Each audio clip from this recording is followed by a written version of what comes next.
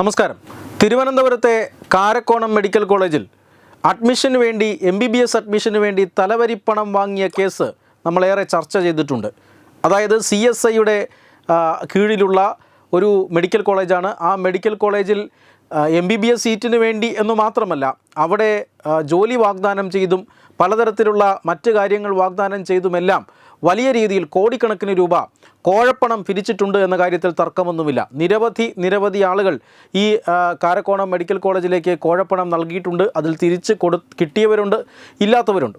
ആ രീതിയിൽ രക്ഷകർത്താക്കളിൽ നിന്നും മക്കൾക്ക് MBBS സീറ്റ് വാഗ്ദാനം ചെയ്തുകൊണ്ട് 28 രക്ഷകർത്താക്കളിൽ നിന്നും 7.22 കോടി രൂപ തലവരിപ്പണം വാങ്ങി എന്നതാണ് കേസ്. ഇത് EDയിലേക്ക് എത്താനും ഒരു പ്രത്യേക കാരണമുണ്ട്. ഇത് കേരള പോലീസ് അന്വേഷിക്കുന്ന കേസാണ്. കാരണം കേരള പോലീസിന് ഈ കേസിൽ ഒരു പരിധിക്കപ്പുറം പോകാൻ കഴിയില്ല. കാരണം പ്രതികളെല്ലാം ഇതിൽ ഉന്നത ബന്ധം അല്ലെങ്കിൽ ഉന്നത രാഷ്ട്രീയ സ്വാധീനമുള്ള ആളുകളാണ്. ഒരാൾ CSIയുടെ മുൻ ബിഷപ്പ് ധർമ്മരാജ് റസാലമാണ്. ധർമ്മരാജ് റസാലത്തിനെ സംബന്ധിച്ചിടത്തോളമാണെങ്കിൽ അദ്ദേഹത്തിന് സഭാവിശ്വാസികളുടെ ഇടയിൽ വലിയ സ്വാധീനമുണ്ട്. അതോടൊപ്പം തന്നെ വലിയ രാഷ്ട്രീയ സ്വാധീനമുണ്ട്. അദ്ദേഹം ഒരു മതപുരോഹിതനാണ്. അതുകൊണ്ട് തന്നെ അദ്ദേഹത്തിനെതിരെയുള്ള നടപടികൾക്ക് വലിയ പ്രതിബന്ധങ്ങളുണ്ട് പോലീസിനെ സംബന്ധിച്ചിടത്തോളം. മാത്രമല്ല, ധർമ്മരാജ് റസാലത്തിനൊപ്പം നിൽക്കുന്നത് ഡോക്ടർ ബെന്നറ്റ് എബ്രഹാമാണ്. ഡോക്ടർ ബെന്നറ്റ് എബ്രഹാം ഈ ആശുപത്രിയുടെ ഡയറക്ടറാണ്. ഡോക്ടർ ബെന്നറ്റ് എബ്രഹാം CPI നേതാവാണ്. കഴിഞ്ഞ ഏതാനും തെരഞ്ഞെടുപ്പുകൾക്ക് മുമ്പ് തിരുവനന്തപുരത്ത് ലോക്സഭാ സീറ്റിൽ മത്സരിച്ചിട്ടുള്ളയാളാണ്. ലോക്സഭാ സീറ്റ് പേയ്മെൻറ്റ് സീറ്റാണ് എന്ന രീതിയിലൊക്കെ ഉള്ള ദുഷ്പേര് കേൾപ്പിച്ച ഒരു വർഷം കൂടിയാണ്. അത്തരത്തിൽ വൻ രാഷ്ട്രീയ സ്വാധീനമുള്ള വ്യക്തിയാണ് ഡോക്ടർ ബെന്നറ്റ് എബ്രഹാം. അതിനോടൊപ്പം തന്നെ ഈ മെഡിക്കൽ കോളേജിൻ്റെ സെക്രട്ടറി TT പ്രവീൺ, മുൻ finance controller P Thangaraj, clerk PL Shiji എന്നിവരാണ് ഈ കേസിൽ പ്രതികളായിട്ടുള്ളത്. ഇതിൽ ധർമ്മരാജ് റസാലവും ഡോക്ടർ ബെന്നറ്റ് എബ്രഹാമും വലിയ രാഷ്ട്രീയ സ്വാധീനമുള്ള ആളുകളാണ്. കേരളത്തിലെ പോലീസിന് ഇവരെ ഒന്നും ചെയ്യാൻ കഴിയില്ല. മാത്രമല്ല, ഇവരെ സംബന്ധിച്ചിടത്തോളം സമുദായത്തിൻ്റെ പിന്തുണയുമുണ്ട്. അതുകൊണ്ട് തന്നെ ഈ കേസ് കേരള പോലീസ് തേച്ചുമാച്ച് കളയുമെന്ന് വ്യക്തമായിരുന്നു. തങ്ങൾക്ക് നീതി കിട്ടില്ല എന്ന് വഞ്ചിക്കപ്പെട്ട രക്ഷകർത്താക്കൾക്ക് തോന്നിയപ്പോഴാണ് EDയിലേക്ക് ഈ കേസ് റെഫർ ചെയ്യപ്പെടുന്നത്.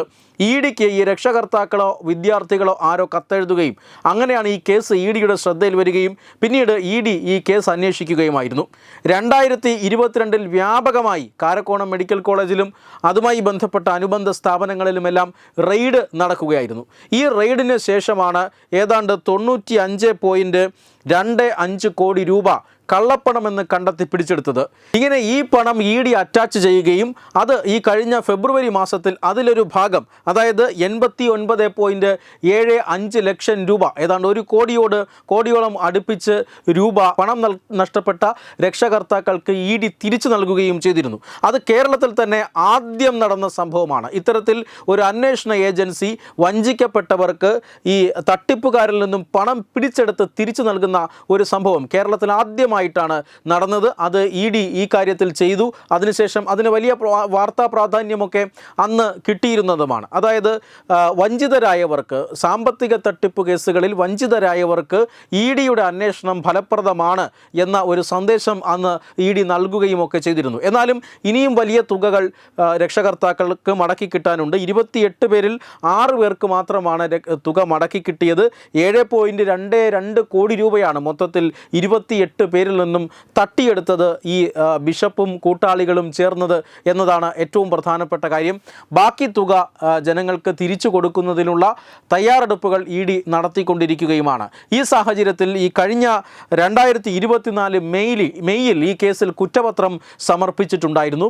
ആ കുറ്റപത്രം റദ്ദാക്കണമെന്നാവശ്യപ്പെട്ടുകൊണ്ട് ഡോക്ടർ ധർമ്മരാജ് റസാലം ഇതിനോടകം തന്നെ ഹൈക്കോടതിയെ സമീപിച്ചിരിക്കുകയാണ്. ഈ കേസിൻ്റെ ഈ നാൾവഴികൾ മുഴുവൻ പറഞ്ഞത് ഈ ഹൈക്കോടതി ഈ ഹർജിയിന്മേൽ എന്തു തീരുമാനമെടുത്തു എന്ന വാർത്തയാണ്. ഇന്നാണ് ഹൈക്കോടതി ഇക്കാര്യത്തിലൊരു തീരുമാനമെടുത്തത്. അതായത് കുറ്റപത്രം റദ്ദാക്കണം എന്ന ആവശ്യം അംഗീകരിക്കാൻ കഴിയില്ല. EDയുടെ അന്വേഷണം ഒരുപാട് മുന്നോട്ട് പോയിരിക്കുന്നു. ധാരാളം തെളിവുകളും അതോടൊപ്പം തന്നെ സാഹചര്യ തെളിവുകളും എല്ലാം ED കോടതിയിൽ സമർപ്പിച്ചിട്ടുണ്ട്. തട്ടിപ്പുകാരാണ് എന്ന് ഏതാണ്ട് വ്യക്തമായിട്ടുണ്ട്. അതുകൊണ്ട് തന്നെ ഈ കേസിൽ ഈ ഘട്ടത്തിൽ ഇടപെടാൻ കഴിയില്ല എന്ന് ഹൈക്കോടതി അറിയിച്ചിരിക്കുകയാണ്. വിചാരണ നേരിട്ടേ മതിയാകൂ എന്ന് ഇപ്പോൾ ഹൈക്കോടതി തീർത്തും എന്നും പറഞ്ഞിരിക്കുന്നു. അതുകൊണ്ട് തന്നെ ബിഷപ്പ് ധർമ്മരാജ് റസാലത്തിനും കൂട്ടാളികൾക്കും ഇതൊരു വലിയ തിരിച്ചടിയാണ്. ഈ കേസ് മാത്രമല്ല, കർണാടകയിലും ഡോക്ടർ ധർമ്മരാജ് റസാലവും അതുപോലെ തന്നെ ഡോക്ടർ ബെന്നറ്റ് എബ്രഹാമും പ്രതികളായിട്ടുള്ള ഒരു തട്ടിപ്പ് കേസുണ്ട്. ആ കേസിലും കർണാടക പോലീസ് ഇവർ രണ്ടുപേരെയും അന്വേഷിക്കുകയാണ്. ഇവർക്ക് വാറണ്ട് ഉണ്ട്. പക്ഷേ കേരള പോലീസ് അടക്കം ഇവരെ അറസ്റ്റ് ചെയ്യുന്നതിൽ തടസ്സം നിന്നു എന്ന് കർണാടക പോലീസ് ആരോപിച്ച സംഭവമാണ്. എന്തായാലും വലിയ രാഷ്ട്രീയ സ്വാധീനമുള്ള മതപുരോഹിതന്മാർ ഉൾപ്പെട്ട ഈ കേസിൽ ED എന്ന കേന്ദ്ര ഏജൻസി ഇരകൾക്ക് നീതി കിട്ടുന്ന രീതിയിൽ പെരുമാറുന്നു. അതിനെ തടസ്സപ്പെടുത്തുന്ന രീതിയിൽ ഈ കുറ്റപത്രം റദ്ദാക്കണമെന്ന് ആവശ്യപ്പെട്ടുകൊണ്ട് ധർമ്മരാജ് റസാലം നൽകിയ ഹർജിയും ഇന്ന് തള്ളിയിരിക്കുകയാണ്. കാരക്കോണം കേസിൽ ഈ പ്രതികൾ വിചാരണ നേരിട്ടേ മതിയാകൂ എന്ന് ഹൈക്കോടതി വിധിച്ചിരിക്കുന്നു. Web desk Tatwamayi news.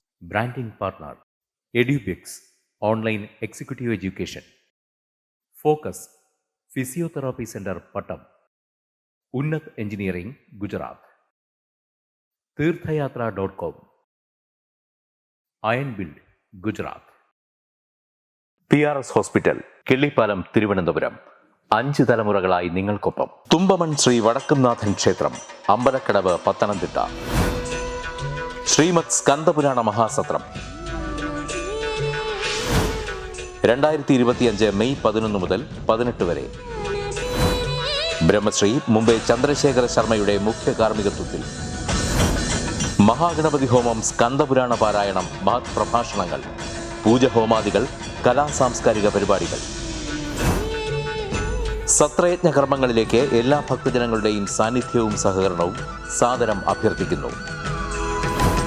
മഹാസത്രവേദിയിൽ May 18 Palani അരുൾമിക Dandayudhapani സ്വാമി ദേവസ്ഥാന അർച്ചക സ്ഥാനികർ ശ്രീസെൽവ സുബ്രഹ്മണ്യ ശിവശാരിയാരുടെ മുഖ്യ കാർമ്മികത്വത്തിൽ നടക്കുന്ന അതിശ്രേഷ്ഠവും സർവൈശ്വര്യദായകവുമായ സ്കന്ദഹോമം. സ്കന്ദമഹാപുരാണ സത്രത്തിന്റെ ആദിമധ്യാന്തമുള്ള സമ്പൂർണ്ണ തത്സമയ കാഴ്ച തത്വമയി നെറ്റ്വർക്കിൽ.